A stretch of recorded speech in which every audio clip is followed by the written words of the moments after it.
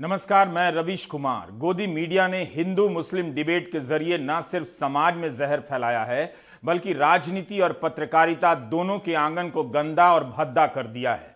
आज पहला मौका नहीं है जब सुप्रीम कोर्ट ने हिंदू मुस्लिम नफरती डिबेट पर बहुत सख्त टिप्पणी की है। पिछले 2 वर्षों के दौरान कई मौकों पर हाई कोर्ट ने और सुप्रीम कोर्ट ने हिंदू मुस्लिम डिबेट और टीवी डिबेट के सिस्टम पर कई टिप्पणियां की हैं। आज एक बार फिर से सुप्रीम कोर्ट के जस्टिस के.एम. जोसेफ ने कहा कि सबसे ज्यादा हेट स्पीच मीडिया और सोशल मीडिया पर है। हमारा देश किधर जा रहा है? उन्होंने केवल न्यूज चैनलों के डिबेट पर टिप्पणी नहीं की बल्कि यह भी कहा कि राजनीतिक दल इससे पूंजी बनाते हैं और टीवी चैनल एक मंच के रूप में काम कर रहे हैं। सबसे ज्यादा नफरत भरे भाषण टीवी सोशल मीडिया पर हो रहे हैं। दुर्भाग्य से हमारे पास टीवी के संबंध में कोई नियामक तंत्र नहीं है। इंग्लैंड में एक टीवी चैनल पर भारी जुर्माना लगाया गया था। दुर्भाग्य से वह प्रणाली भारत में नहीं है। एंकरों को यह बताना चाहिए कि अगर आप गलत करते हैं तो परिणाम भुगतने होंगे। समस्या तब होती है जब आप किसी कार्यक्रम के दौरान किसी व्यक्ति को कुचलते हैं। जब आप टीवी चालू करते हैं तो हमें यही सब मिलता है। यह हासिल है हजारों करोड़ों के विज्ञापन और दिन रात के निवेश से चल रहे गोदी मीडिया का। मैंने कई बार कहा है कि आप इस देश की किसी भी चीज पर गर्व कर सकते हैं मगर गोदी मीडिया पर नहीं। केवल यहां ही नहीं, दुनिया में कहीं भी जाएंगे इस गोदी मीडिया के कारण शर्मिंदगी उठानी पड़ेगी। एक ना एक दिन इस देश को, इस समाज को इस नतीजे पर पहुंचना ही होगा कि हजारों करोड़ों के विज्ञापनों से लैस गोदी मीडिया और पत्रकारिता के नाम पर एंकरों ने इस देश की राजनीति और पत्रकारिता को बर्बाद कर दिया। आज आप उनके पीछे खड़े होकर जितनी तालियां बजाना चाहते हैं बजाते रहिए, लेकिन एक दिन दिखेगा कि गोदी मीडिया कुछ और नहीं, जनता नाम की हस्ती को मिटा देने का हथियार है, लोकतंत्र का हत्यारा है। एक दिन नहीं, एक हफ्ता नहीं, एक महीना नहीं, एक साल नहीं, बल्कि 8 साल से यह तमाशा रोज न्यूज चैनलों पर चल रहा है। सरकार से सवाल पूछने की हिम्मत नहीं होती तो धर्म के नाम पर यह एंकर दूसरे धर्म को ललकारते हैं, जिससे भ्रम फैलता है कि पत्रकारिता कर रहे हैं। वो सवाल कर रहे हैं जो पूछने से लोग डरते हैं, ऐसा दिखाना चाहते हैं। जहां सवाल पूछना चाहिए, जिससे सवाल पूछना चाहिए, उसके सामने हलक सूख जाती है। Justice KM. जोसेफ ने ठीक पहचाना कि इस डिबेट से राजनीतिक दल लाभ उठाते हैं। सभी को यह समझ लेना चाहिए कि यह डिबेट केवल गोदी मीडिया के स्टूडियो में नहीं हो रहा, यह आता कहीं और से है। कई तरह से इस डिबेट के लिए माहौल पैदा किया जाता है। इस डिबेट को आप बीजेपी की राजनीति से अलग नहीं कर सकते। प्रधानमंत्री से लेकर गृह मंत्री और अन्य कई मंत्रियों के कई बयान मिल जाएंगे जो परोक्ष रूप से एक समुदाय को अक्सर निशाना बनाते हैं। कपड़ों से पहचाने जाने का बयान हो या पाकिस्तान में पटाखे फूटने का या फिर गोली मार देने का बयान हो या शाहीन बाग में करंट लग जाने का बयान, इन बयानों की आड़ में और इनकी शह पाकर गोदी मीडिया ने नफरती मुद्दों का जहर समाज में फैला दिया है। यह डिबेट 2 तराजुओं के बीच संतुलन का नहीं बल्कि इसकी प्रकृति साफ साफ मुसलमान विरोधी है। एक समुदाय को हर तरह के अधिकार बोध से निहत्था कर देने की राजनीति और रणनीति है। डिबेट चलती रहे, इसके लिए जानबूझकर उल्टा सीधा बोलने वाले दोनों तरफ से लाए जाते हैं। 2020 में तबलीग जमात और कोरोना को लेकर कवरेज के टॉपिक को आप याद कीजिए। ये वही फर्जी हेडलाइन है जो डिबेट के नाम पर उस साल चलती रही जिस साल कोरोना की दहशत फैली थी। इनके जरिए आपके दिमाग में तबलीग के नाम पर जहर और कूड़ा भर दिया गया। केवल गोदी मीडिया काम नहीं कर रहा था बल्कि सरकारी प्रेस कॉन्फ्रेंस में तबलीग के लोगों की संख्या अलग से बताई जाने लगी। सरकारी एजेंसियां और गोदी मीडिया को अलग अलग करना मुश्किल हो गया था। माहौल बनाया गया और उसकी आड़ में तबलीग से जुड़े कई लोगों को जेल में डाल दिया गया।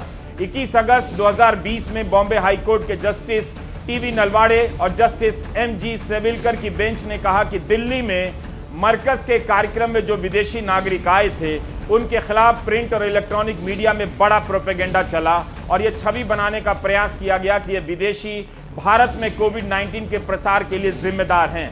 तमाम हालात इस संभावना की ओर इशारा करते हैं कि विदेशियों को बलि का बकरा बनाने के लिए चुना गया। समय आ गया है कि विदेशियों के खिलाफ कार्रवाई करने वाले प्रायश्चित करें और इससे जो नुकसान हुआ है उसे ठीक करने का सकारात्मक कदम उठाएं, ऐसा कभी नहीं हुआ। आज पहली बार जस्टिस के.एम. जोसेफ ने नफरती डिबेट पर टिप्पणी नहीं की है। सितंबर 2020 में भी सुदर्शन टीवी के मामले में सुनवाई के दौरान जस्टिस डी.वाई. चंद्रचूड़ और जस्टिस के.एम. जोसेफ ने सख्त टिप्पणियां की थी।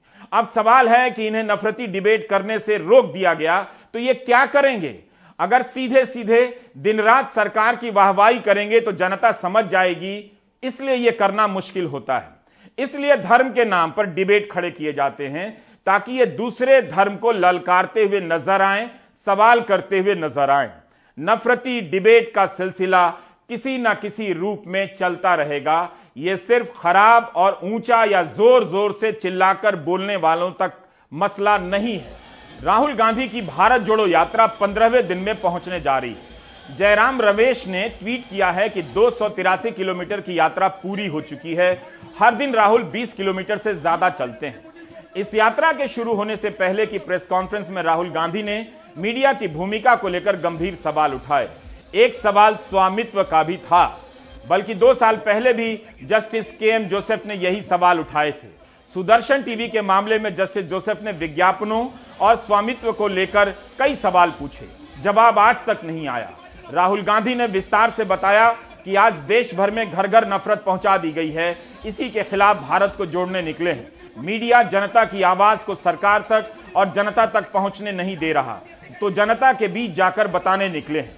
मीडिया राहुल के टी शर्ट पर दिन रात बहस कर लेता है, मगर विपक्ष को ना दिखाने, जनता की आवाज दबाने और स्वामित्व को लेकर राहुल के उठाए गए सवालों से भाग जाता है। राहुल की इस यात्रा के दौरान सुप्रीम कोर्ट की यह टिप्पणी उनकी बहस को आगे बढ़ा रही है, बल्कि इस बहस में अब मंत्री अनुराग ठाकुर भी शामिल हो गए हैं, भले ही वे नफरती डिबेट और डिबेट के भद्दे तरीकों तक सीमित हैं। ये मीडिया उन्हीं 2 उद्योगपतियों का मीडिया है। पूरा का पूरा मीडिया उन्हीं 2 उद्योगपतियों के हाथ में है। तो सच्चाई कैसे दिखेगी, सच्चाई कैसे सुनाई देगी? और जनता को सब मालूम है। जनता घर में टीवी ऑन करती है और जनता जानती है कि टीवी किसका है और टीवी किसके लिए काम कर रहा है। टीवी 2 उद्योगपतियों का है, अखबार 2 उद्योगपतियों के हैं, और ये 2 उद्योगपति नरेंद्र मोदी जी के लिए 24 घंटा काम करते हैं और नरेंद्र मोदी जी इनके लिए 24 घंटा काम करते हैं। सुप्रीम कोर्ट चाहता है कि सरकार नियामक तंत्र बनाए। कोर्ट ने आज और आज से पहले की अपनी टिप्पणियों में विज्ञापन और स्वामित्व को लेकर भी सवाल उठाए हैं। अब जब सरकार के मंत्री ही नफरती डिबेट को खारिज कर रहे हैं, तो क्या उनसे पूछा जाना सही नहीं होगा कि सरकार ऐसे डिबेट वाले चैनलों को विज्ञापन क्यों देती है? यह डिबेट पिछले हफ्ते तो नहीं हुई है, बल्कि 8 साल से दिन रात चल रही है। क्या सरकार को नहीं लगा कि गलत हो रहा है? एशिया प्रशांत प्रसारण विकास संस्थान की 47वीं बैठक में केंद्रीय सूचना और प्रसारण मंत्री अनुराग ठाकुर ने कहा कि मुख्यधारा के मीडिया के लिए सबसे बड़ा खतरा नए जमाने के डिजिटल प्लेटफॉर्म से नहीं, बल्कि खुद मुख्यधारा की मीडिया के चैनलों से है। विषय का ध्रुवीकरण करते हुए झूठी खबरें फैलाने और अपनी तथ्यहीन बातों को सिद्ध करने के लिए बेहद तेज आवाज में चिल्लाने वाले मेहमानों को आमंत्रित करना एक चैनल की विश्वसनीयता को नुकसान पहुंचाता है। उन्होंने कहा कि अतिथि, उनके विचार और दिखाए जाने वाले दृश्यों के संबंध में आपके निर्णय दर्शकों की नजर में आपकी विश्वसनीयता को परिभाषित करते हैं। आपका शो देखने के लिए दर्शक 1 मिनट के लिए रुक तो सकता है, लेकिन वह कभी भी आपके एंकर, आपके चैनल या ब्रांड पर समाचार की विश्वसनीयता और पारदर्शी स्रोत के रूप में भरोसा नहीं करेगा, यह सूचना प्रसारण मंत्री ने कहा। मुझे लगता है कि दुनिया के दूसरे मुल्कों के लोगों को ये सुनाने के लिए या वहां के मीडिया को सुनाने के लिए ये सब बातें कही जा रही हैं, क्योंकि इस समय इंटरनेशनल वैश्विक स्तर पर अगर देखा जाए तो भारतीय मीडिया की साख बहुत गिरी है, और इतनी बुरी गिरी है कि भारत कहने के लिए लोकतंत्र है, लेकिन हम 180 देशों में हमारा जो प्रेस फ्रीडम इंडेक्स में हमारी जगह है वो 150वीं है, यानी 150वीं हमारी पोजीशन है 180 मुल्कों में। दूसरी बात कि दुनिया भर में इंडियन मीडिया का जब जिक्र होता है तो इंडियन टेलीविजन चैनलों का जिक्र होता है, जिनकी क्रेडिबिलिटी के बारे में कहा जाता है कि जिनकी क्रेडिबिलिटी बिल्कुल खत्म हो गई है। और आपको मैं बताऊं एक बड़ी दिलचस्प बात, हाल ही में एक सर्वेक्षण हुआ है जिसको एक मीडिया संस्था ने कराया है, और टाइम्स ऑफ इंडिया में उसकी खबर मैंने पढ़ी थी, इसलिए प्रामाणिक माना जाएगा, देश का एक बड़ा अखबार है। उसमें 77% के आसपास भारतीय लोगों ने जो सर्वे कराया गया उसमें कहा कि इंडियन टेलीविजन इंडस्ट्री जो है इसका इतना बुरा हाल है कि उसको सोचना पड़ेगा कि वो क्या दिखा रहा है और क्यों दिखा रहा है, इसको फौरन बंद करना चाहिए, इस तरह का पोलराइजिंग कंटेंट, ध्रुवीकरण करने वाला कंटेंट दिखाना। और बिल्कुल आखिर में मैं ये कहूंगा कि दरअसल अब वो कह रहे हैं कि एक बहुत महत्वपूर्ण बात उन्होंने कही जो मैं चाहता हूं कि आपके दर्शकों के सामने आए, कि पोलराइज करने वाले और झूठे नैरेटिव तैयार करने वाले गेस्ट बुलाकर मीडिया जो है, टेलीविजन जो है, अपनी क्रेडिबिलिटी गिरा रहे हैं। तो मैं तो देखता हूं कि टेलीविजन चैनलों पर एक डिस्कशन जब होता है तो एक भारतीय जनता पार्टी का प्रवक्ता होता है, एक कांग्रेस का प्रवक्ता होता है, एक वीएचपी विश्व हिंदू परिषद का होता है, एक विश्वविद्यालय का प्रोफेसर होता है जो संघ परिवार से जुड़ा होता है, एक कांग्रेस का होता है कोई प्रवक्ता, एक पत्रकार होता है जो आमतौर पे सरकार के पक्ष में बोलने वाला हो, और एक या दो जो है मुस्लिम प्रवक्ता तय कर लिए जाते हैं। और वो कहां से तय किए जाते हैं, मुस्लिम कम्युनिटी में कहां से उनका चयन होता है, नोबडी नोज। तो मैं समझता हूं कि इंडियन मीडिया के इस पतन के लिए भारत की मौजूदा सरकार भी कम जिम्मेदार नहीं है। मंत्री तक बचाव नहीं कर पा रहे हैं, न गोदी मीडिया मंत्री से पूछ पा रहा है कि अगर आप इस तरह से हमारी धज्जियां उड़ाएंगे तो कैसे चलेगा, जबकि हम यह सब किसके लिए कर रहे हैं दुनिया को भी पता है। गोदी मीडिया की हालत ऐसी है कि ना तो वह जस्टिस जोसेफ की टिप्पणियों पर बहस कर सकता है, ना अनुराग ठाकुर की बात को लेकर जवाब दे सकता है। एक मामले में स्थिति और भी जटिल है। सुदर्शन टीवी के एंकर केवल टीवी ही नहीं बल्कि उसके बाहर अलग अलग सभाओं में भी उनके बयानों को लेकर सवाल उठते रहते हैं। सुदर्शन टीवी पर एक कार्यक्रम चलने वाला था, यूपीएससी जिहाद। जामिया के कुछ छात्र यूपीएससी की परीक्षा पास कर गए थे। सुदर्शन टीवी को लगा कि जिहाद चल रहा है कथित रूप से। यह मामला सुप्रीम कोर्ट पहुंचा। तब सुप्रीम कोर्ट ने सुदर्शन टीवी के प्रसारण को लेकर कई सवाल उठाए। तब से लेकर आज तक क्या हुआ, इसकी ठोस जानकारी सरकार और गोदी मीडिया उद्योग ही दे सकते हैं।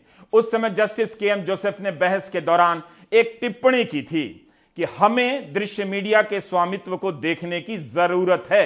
कंपनी का संपूर्ण शेयर होल्डिंग पैटर्न जनता के लिए साइट पर होना चाहिए। उस कंपनी के राजस्व मॉडल को यह जांचने के लिए भी रखा जाना चाहिए कि क्या सरकार एक में अधिक विज्ञापन डाल रही है और दूसरे में कम। केवल नफरती डिबेट का मामला नहीं है, विपक्ष विरोधी पत्रकारिता का भी है। चुनावों में विपक्ष की खबरें गायब कर दी जाती हैं। आप कोई भी हिंदी अखबार उठाकर देख लीजिए, चैनल देख लीजिए, पूरा पन्ना एक दल के कवरेज से भरा रहता है। इस तरह का असंतुलन किसी भी अच्छे भले लोकतंत्र को निगल जाएगा, निगल चुका है। विपक्षी दलों को पता है, मगर कभी इधर तो कभी उधर की बात कर मामले को अधर में छोड़ देते हैं। मगर अब उनका भी सब्र टूटता जा रहा है। हाल ही में अरविंद केजरीवाल ने भी इस तरह का एक गंभीर आरोप लगा दिया कि टीवी पर किसे और कितना दिखाना है कहीं और से कंट्रोल हो रहा है। प्रधानमंत्री के दफ्तर में एक सज्जन काम करते हैं, मीडिया एडवाइजर हैं, शायद हिरेन जोशी जी मीडिया एडवाइजर है। हिरेन जोशी जी हैं, एक मीडिया एडवाइजर हैं प्रधानमंत्री के। मेरे को कई एडिटर्स दिखा रहे थे, बड़े बड़े चैनलों के, हमारे देश के बड़े बड़े चैनलों के मालिक, उनके एडिटर्स, उनको क्या गंदी गंदी गालियां लिख के भेजते हैं। वो केजरीवाल को दिखाया तो ये कर देंगे, केजरीवाल को दिखाया तो वो कर देंगे, आम आदमी पार्टी को दिखाने की जरूरत नहीं है, आप अपने चैनल का दुरुपयोग कर रहे हो, हम तुम्हारा ये कर देंगे, वो कर देंगे, फलाना कर। क्या धमकियां दे रहे हैं वो? ऐसे देश चलाएंगे, ऐसे धमकियां देंगे, फिर फोन कर करके धमकियां देते हैं। मैं आज यहां से हिरेन जोशी जी को एक ही चीज कहना चाहता हूं, अगर किसी ने आपके स्क्रीनशॉट जो आप इनको मैसेज भेज रहे हो इन्होंने सोशल मीडिया में डाल दिए, आप भी और प्रधानमंत्री जी शक्ल दिखाने लायक नहीं बचोगे इस देश के अंदर। और ये जो आप धमकियां देते हो ना, कईयों ने रिकॉर्डिंग करके रख रखी है आपकी। अगर किसी दिन किसी ने आपकी रिकॉर्डिंग सोशल मीडिया में डाल दी, शक्ल दिखाने लायक नहीं बचोगे। बंद करो ये गंदगी। बंद करो इस तरह से मीडिया को धमकाना। सरकार खंडन कर देती है या प्रत्यारोप लगा देती है, लेकिन गोदी मीडिया का कंटेंट देखकर ही लगता है कि संतुलन गायब है। इस समय केवल एक असंतुलन की बात हो रही है, एक असंतुलन की, और वह है नफरती डिबेट। हाल ही में सेवानिवृत्त हुए चीफ जस्टिस एनवी रमना ने कहा कि मीडिया घरानों के दूसरे बिजनेस होते हैं, कई तरह की कंपनियां होती हैं जिसके कारण उन पर दबाव बढ़ जाता है और वे लोकतंत्र से समझौता कर लेते हैं। सुदर्शन टीवी के कार्यक्रम को लेकर जब बहस चल रही थी, तब जस्टिस के.एम. जोसेफ और जस्टिस डी.वाई. चंद्रचूड़ ने मानक बनाए जाने की बात कही थी। जस्टिस चंद्रचूड़ ने कहा था कि देश के भीतर सबसे अच्छा उपाय सुझाएं जिससे हम अपने मंच पर बहस में मदद कर सकें और फिर मानकों पर पहुंच सकें। अब एक एंकर एक विशेष समुदाय को लक्षित कर रहा है यह कहने के लिए कि हम एक लोकतंत्र हैं, हमें कुछ मानक तय करने होंगे। सुप्रीम कोर्ट ने 2 हफ्ते के भीतर केंद्र सरकार से जवाब मांगा है और इस मामले में अगली सुनवाई 23 नवंबर को होगी। अब हम बढ़ते हैं जांच एजेंसियों की भूमिका की तरफ। क्या हम एक ऐसी राजनीतिक व्यवस्था में जबरन धकेले जा रहे हैं जिसमें एक ही दल दिखाई दे, बाकी सब या तो गायब कर दिए जाएं या फिर उनकी हालत ऐसी कर दी जाए कि लोग मान लें कि अब जो होगा उसी एक दल से होगा, आसपास कोई विकल्प नहीं, विपक्ष नहीं। पिछले 8 साल में सत्ता पक्ष का अर्थ भारतीय जनता पार्टी की सरकार से ही रहा है। ऐसा नहीं है कि इस सरकार के खिलाफ भ्रष्टाचार को लेकर मीडिया में खबरें नहीं आई हैं या राजनीतिक आरोप नहीं लगे, मगर जांच एजेंसियों की सक्रियता उस दिशा में कभी नहीं देखी गई। कर्नाटक की भाजपा सरकार पर भ्रष्टाचार के अनेक आरोप लग रहे हैं, मगर वहां ईडी से लेकर सीबीआई की सक्रियता नजर नहीं आती। जिस तरह से विपक्षी राज्यों में छापे पड़ने लग जाते हैं। आज बेंगलुरु में कर्नाटक कांग्रेस ने इस तरह के पोस्टर लगा दिए जो देखने में पेटीएम के पोस्टर के जैसे लगते हैं, मगर इन पर पे सीएम लिखा है। एक नंबर भी दिया गया है। कांग्रेस बताना चाहती है कि कमीशन सीधे सीधे आप मुख्यमंत्री को दे सकते हैं। बाद में इस पोस्टर को हटा दिया गया। खबरें तो छपती नहीं, विपक्ष पोस्टर लगाकर भी जन जागरण नहीं कर सकता। कितनी मुस्तैदी से पोस्टर हटा दिए जाते हैं। अगर बीजेपी ने इस तरह से पोस्टर लगाए होते तब क्या इन्हें इस तरह से हटाया जाता? आज ये सवाल नहीं पूछना चाहते हैं, कोई बात नहीं, 20 साल बाद आपको टाइम मिलेगा। कांग्रेस ने पेसीएम के पोस्टर लगाकर भ्रष्टाचार के सवाल उठाए तो कर्नाटक के मुख्यमंत्री ने अपनी और अपने राज्य की छवि से मामले को जोड़ दिया। ಇದು ನೋಡಿ, ಒಂದು ವ್ಯವಸ್ಥಿತವಾದಂಥ ಒಂದು ಕರ್ನಾಟಕ ರಾಜ್ಯ ಮತ್ತು ನನ್ನ ಹೆಸರು ಕೆಡಿಸೋದಕ್ಕೆ ನಡೆದಿರುವಂಥ ಷಡ್ಯಂತ್ರ. ನಾನು ಸಂಬಂಧಪಟ್ಟಂಥ ಅಧಿಕಾರಿಗಳಿಗೆ ಕೇಸ್ ಬುಕ್ ಮಾಡೋಕ್ಕೆ ಹೇಳಿದ್ದೇನೆ. ತನಿಖೆ ಮಾಡಿಸ್ತೀವಿ ಯಾರಿದ್ದಾರೆ ಹಿಂದಿದ್ದಾರೆ. ಆಧಾರರಹಿತವಾಗಿ ಈ ಥರ ಸೋಷಿಯಲ್ ಮೀಡಿಯಾದಲ್ಲಿ ಕ್ಯಾಂಪೇನ್ ಮಾಡುವಂಥದ್ದಲ್ಲ. ಎಲ್ಲರಿಗೂ ಬರ್ತದೆ ಈ ಥರ ಮಾಡೋಕ್ಕೆ. ಇದರಿಂದ ಏನು ಜನಕ್ಕೇನು ಗೊತ್ತಾಗುತ್ತೆ ಇದೆಲ್ಲ ಕ್ಯಾಂಪೇನ್ ಯಾವ ಥರ ನಡೀತಾ ಇದೆ. ಇದೆಲ್ಲ ಸೂಡೋ ಕ್ಯಾಂಪೇನ್ಸ್ ಇವೆಲ್ಲ ಇತ್ತೀಚೆಗೆ ಅತಿ ಹೆಚ್ಚಾಗಿದ್ದಾವೆ. ಇದಕ್ಕೆ ಯಾವುದೂ ಬೆಲೆ ಇಲ್ಲ. ಆದರೆ ನನಗಿಂತ ನಮಗೇನಂದರೆ ರಾಜ್ಯದ ಹೆಸರು ಕೆಡಿಸುವಂಥ ಪ್ರಯತ್ನ ಮಾಡ್ತಾ ಇದ್ದಾರೆ. ಅದಕ್ಕೆ ಇದು ಕಡಿವಾಣ ಹಾಕಬೇಕು ಅಂತೇಳಿ ತೀರ್ಮಾನ ಮಾಡಿ. It is A issue, the corruption issue. Is A Bommai chief minister here. He is heading the government. It is time, and the BJP time it has come out. So naturally different type of cartoons come out. Have cartoons not come out in that is the way of communicating to the people. So I don't think there is nothing wrong. If there is a wrong, they are eligible to take any type of actions.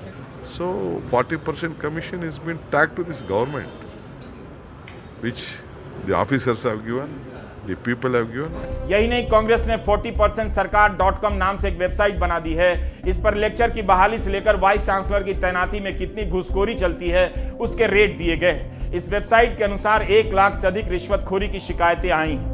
इस मामले की पृष्ठभूमि यह है कि जुलाई 2021 में कर्नाटक के contractor association ने बाकायदा प्रधानमंत्री को ही पत्र लिख दिया कि किसी भी प्रोजेक्ट की लागत का 40% हिस्सा घूस मांगा जा रहा है। अगर प्रोजेक्ट 1 करोड़ का है तो 40 लाख रुपए घूस में मांगे जाते हैं। इस पत्र में कॉन्ट्रैक्टर एसोसिएशन ने बाकायदा हिसाब देकर बताया कि किस तरह से रिश्वत मांगी जाती है। इस पत्र में यह भी लिख दिया गया कि सबसे पहले मंत्री को 5% कमीशन की राशि दे दी जाती है। टेंडर मिलने के पहले ही यह पैसा देना होता है। कॉन्ट्रैक्टर ने प्रधानमंत्री को यह भी लिख दिया कि कुछ सांसद भी 2% तक कमीशन लेते हैं।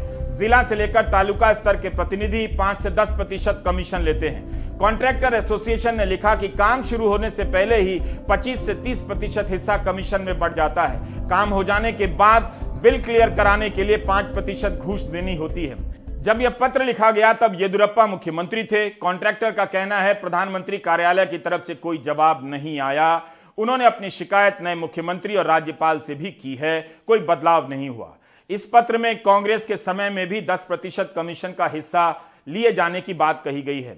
कॉन्ट्रैक्टर एसोसिएशन ने बाहर आकर बोलने का साहस भी दिखाया, मगर ईडी सीबीआई की टीम कर्नाटक में बीजेपी नेताओं और मंत्रियों के घर नहीं जा सकी, देखने के लिए कि कथित रूप से 40% कमीशन खोरी से उनका घर काले धन से कितना भरा हुआ है। यहां तक कर्नाटक विधानसभा चुनाव के समय भी प्रधानमंत्री ने कमीशन खोरी का मामला उठाया था, लेकिन जब उनकी पार्टी की सरकार में कमीशन खोरी डबल हो गई तब कोई कार्रवाई क्यों नहीं हो रही है।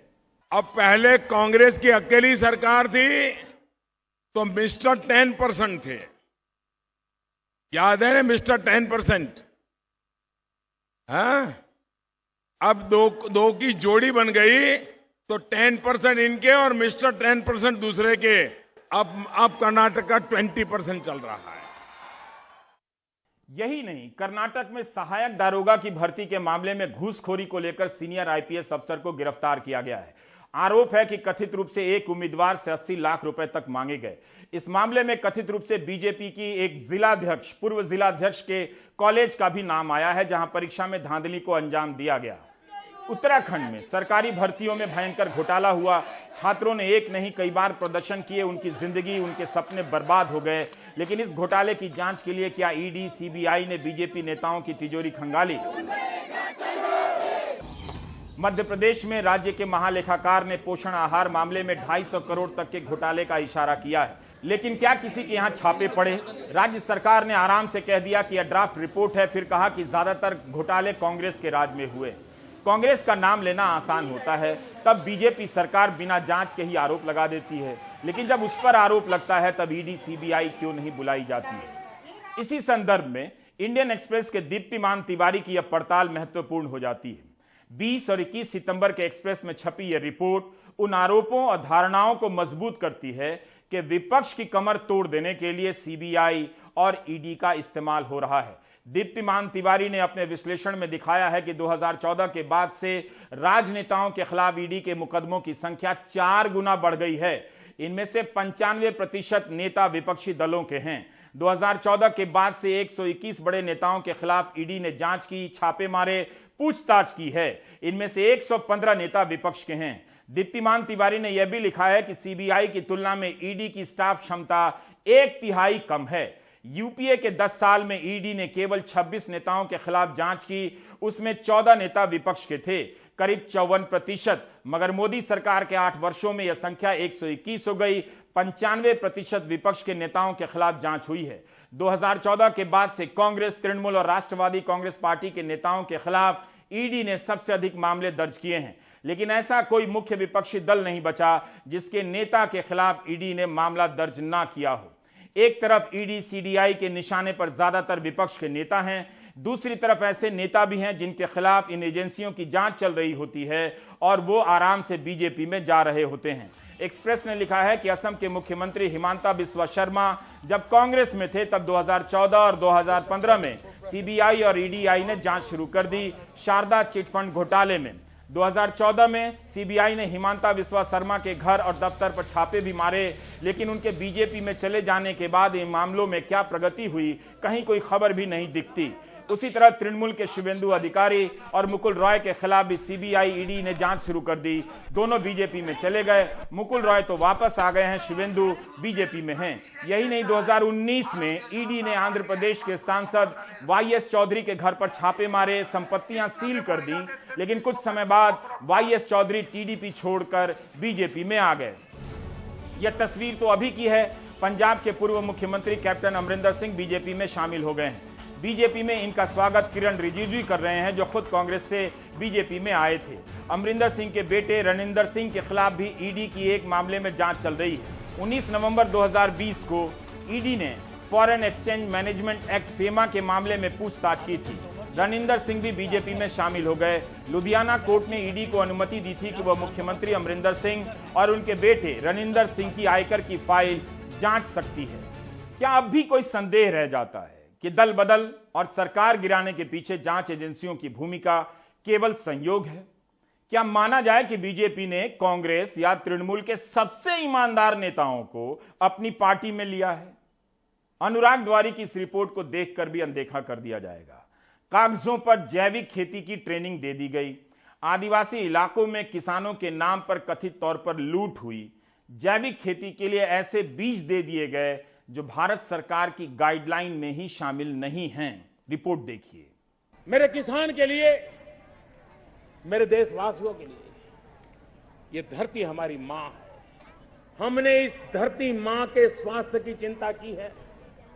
हम जिस प्रकार से केमिकल का उपयोग कर रहे हैं, केमिकल फर्टिलाइजर का उपयोग कर रहे हैं, पेस्टिसाइड्स का उपयोग कर रहे हैं, हम हमारी इस धरती मां को तबाह कर रहे हैं।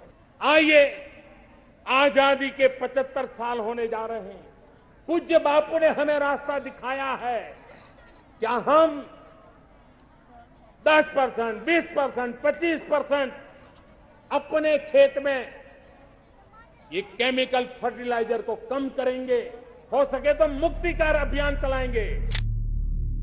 प्रधानमंत्री नरेंद्र मोदी हर मंच से जैविक खेती को प्रोत्साहन देने की बात कह रहे हैं, लेकिन जैविक खेती में देश में पहली पायदान पर खड़े मध्य प्रदेश में सब कुछ ठीक नहीं चल रहा।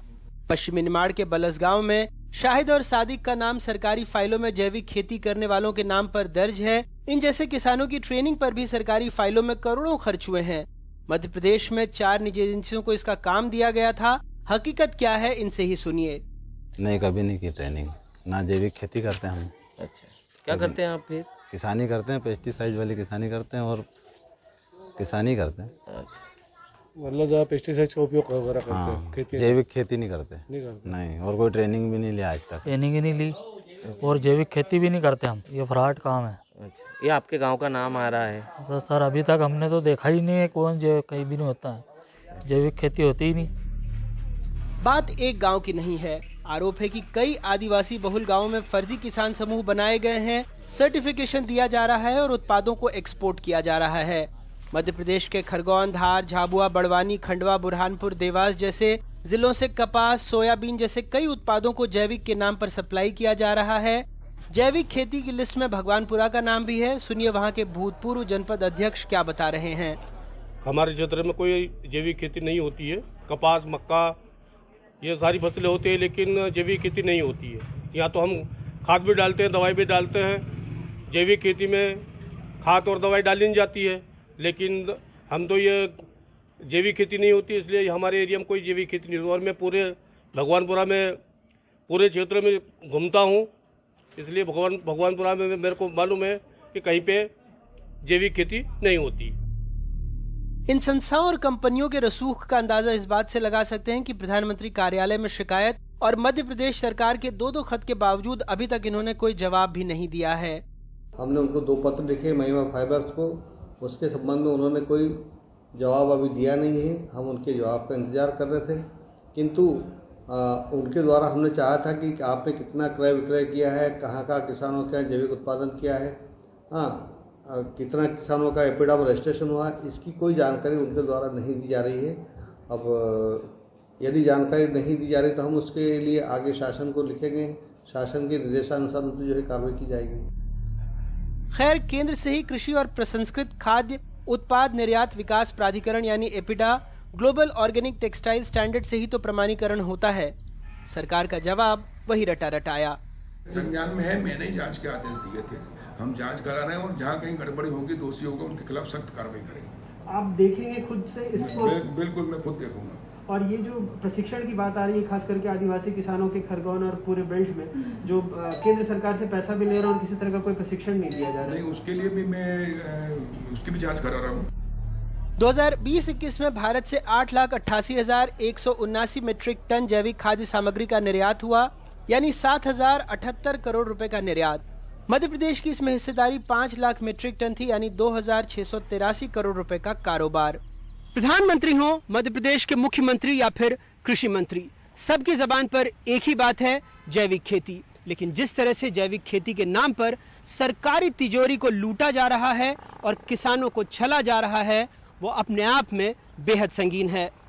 खरगोन से अपने सहयोगी आसिफ खान और भोपाल से कैमरा पर्सन रिजवान के साथ अनुराग द्वारी, एनडीटीवी इंडिया।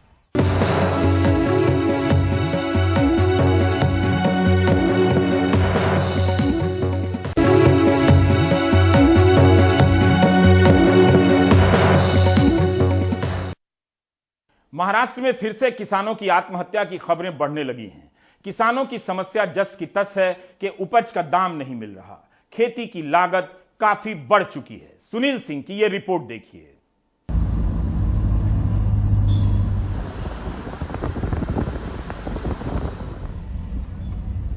ग्रामीण इलाकों की ऐसी सड़कों के दोनों ओर बाजारों की रौनक देख लगता है कि अच्छे दिन आ गए हैं, लेकिन जैसे ही सड़क छोड़ आप गांव में आगे बढ़ेंगे, जीने के लिए आम आदमी के संघर्ष की हकीकत सामने आने लगती है। पुणे के जुन्नर तहसील में ऐसे ही एक गांव बड़गांव आनंद में 42 साल के किसान दशरथ लक्ष्मण केदारी ने पहले जहर पिया और फिर अपने ही खेत में बने तालाब में डूबकर जान दे दी।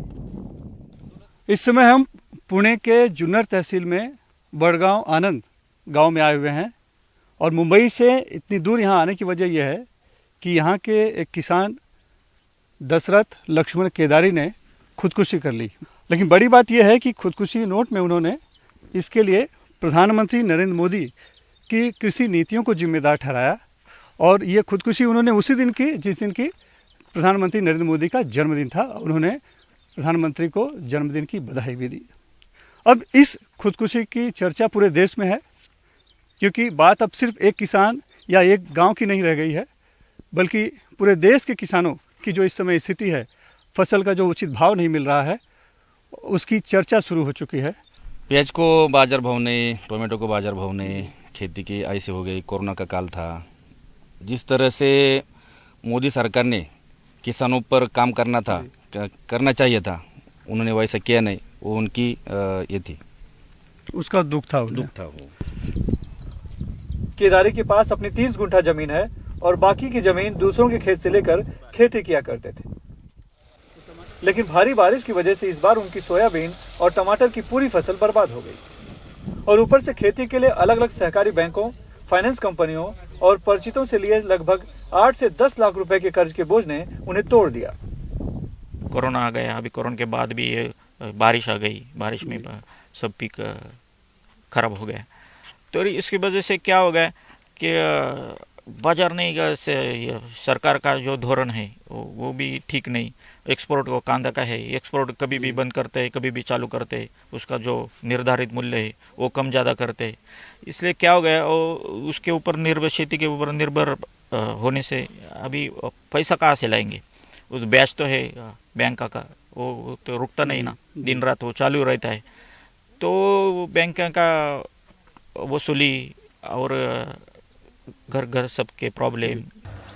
केदारी के छोटे साले विजय ने बताया कि प्याज की फसल अच्छी हुई थी और सारी उम्मीद अब 20 टन प्याज से ही थी, लेकिन प्याज का निर्यात बंद होने से उसका सही बाजार भाव नहीं मिला, जिससे वो निराश हो गए। तो जब माल निकला तब 10 रुपए मार्केट था। अच्छा, तो 10 रुपए किलो। हाँ। तो दाजिंग को लगा क्या वो चला बाजार बढ़ जाएंगे, अपना सब टर्नओवर हो जाएगा, लेकिन बात ऐसी हो गई कि माल भी खराब हो जाएगा, क्लाइमेट की वजह से खराब हो गया, बाजार भाव बढ़ा नहीं।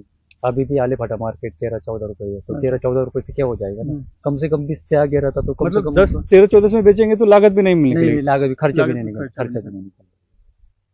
तो ये इतना बड़ा एक समय से उनको नुकसान झेलना पड़ा।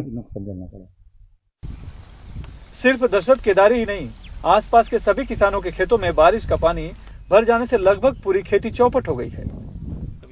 गांव के सरपंच और सोसाइटी के चेयरमैन ने बताया कि सरकार सिर्फ वादा करती है, पंचनामा करती है, लेकिन आर्थिक मदद नहीं मिलती।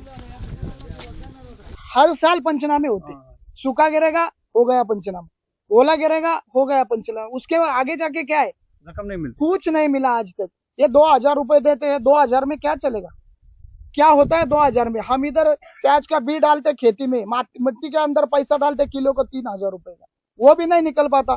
42 साल के दशरथ लक्ष्मण केदारी अपने परिवार के साथ बड़गांव आनंद गांव के इसी घर में रहा करते थे। उनका मूल गांव यहाँ से तकरीबन 10 से 12 किलोमीटर दूर बनकर फाटा था, लेकिन यहाँ उनकी ससुराल है और यहाँ ससुराल में उन्हें खेत मिले थे, लिहाजा वो अपने परिवार के साथ 7 से 8 साल से यहीं पर रहते थे और यहीं पर खेती किया करते थे।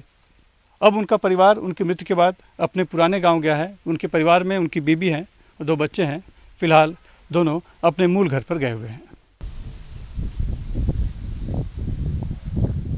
4 महीने से घर में कुछ इनकम नहीं, खाने की मारामारी चल रही है, बच्चों के पढ़ाई के खर्चा, हमारे पास कुछ ये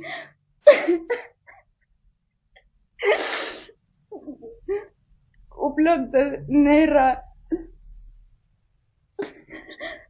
हमारे पति कुछ दिनों से परेशान से रहते, हमको लगा ही नहीं तब कि वो ऐसा करेंगे। दशरथ केदारी के खुदकुशी नोट में प्रधानमंत्री नरेंद्र मोदी को जिम्मेदार ठहराने की वजह से देश भर में किसानों की दुर्दशा पर चर्चा होनी तो शुरू हो गई है, राजनीतिक बयानबाजी भी हो रही है, लेकिन कोई भी राजनीतिक पार्टी का नेता या फिर सत्ताधारी दल का नेता अभी तक उनके परिवार वालों से मिलने या उनकी सुध लेने नहीं आया है। सिर्फ उप सभापति नीलम गोरे की तरफ से आर्थिक मदद मिली है और उन्होंने फोन पर बात की है, बाकी सब सिर्फ राजनीति हो रही है। पुणे के जुन्नर तहसील से कैमरामैन प्रवीण रोहित से सुनील सिंह, NDTV इंडिया के लिए। आप देख रहे थे प्राइम टाइम। नमस्कार।